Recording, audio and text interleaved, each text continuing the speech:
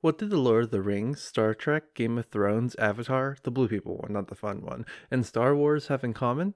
They raked in a lot of money, but also they feature constructed languages, or conlangs for short. A conlang is basically a made-up language. Some engineer conlangs to be optimized and logical, or to take a stab at a universal language to facilitate communication.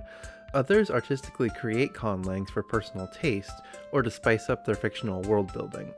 Creating a conlang also teaches you a lot about your own native language and how it ticks, which, in the case of English speakers at least, is quite the wild ride. There are many ways to make a conlang, so here's one way to make a fictional language. Links to resources will be in the description below. Start by picking which sounds your language will include.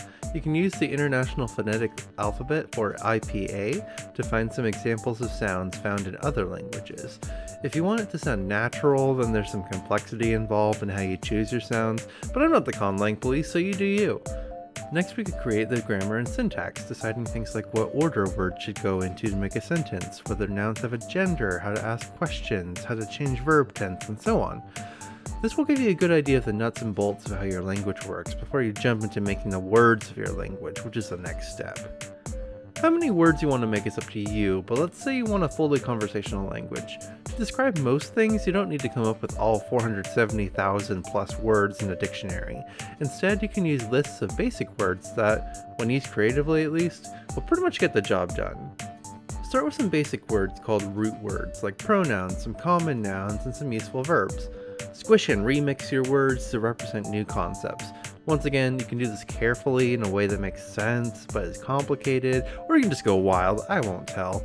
Come up with new words until you have enough for your purposes. Once you have some words, we can simulate time passing. Over tens, hundreds, or even thousands of years, the sounds and grammar of a language change. You can model these changes by making little tweaks in how certain syllables are pronounced or how the grammar works. Then watch as the changes cascade into a total transformation of the language.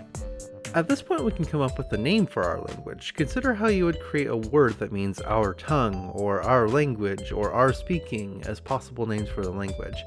And with that, we have a basic functioning language that we can speak. That's a conlang, my friends. But let's say you want to write it down. Sure, you can use an existing alphabet if you want, but suppose you want to make your own writing systems. Consider what your fictional population would be writing with and on what they would be writing. Next, how are you representing your words? Will each character represent an individual sound, a syllable, a concept? What direction will the text progress towards? Top to bottom, right to left? Then we evolved the writing system over time, just like we did with the sounds and grammar. Imagine how the writing system would change if new technology like new writing implements or a paper-like writing service emerged. As concepts in writing became more complex, how will the writing system accommodate new words? How will you encode grammar into your punctuation? Congratulations, you have a functioning fictional conlang. You can stop here or let it run wild and grow to your heart's content. And this is just one way to make a fictional language. There are tons of resources out there for developing conlangs for whatever purposes interest you most. So, what do you need to make a conlang? Strictly speaking, you need something to write with, some time, and a lot of creativity. You can find much better and specific instructions in the description for free. But let's say you want to go overboard. You can buy books or take classes in linguistics.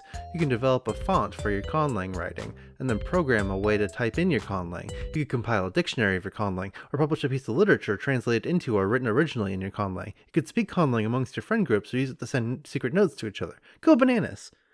To find out more, check out the links in the description for a ton of resources on building conlangs, but I want to give a huge thank you to Biblaridion for their YouTube series, How to Make a Language, and Mark Rosenfelder's webpage, The Language Construction Kit.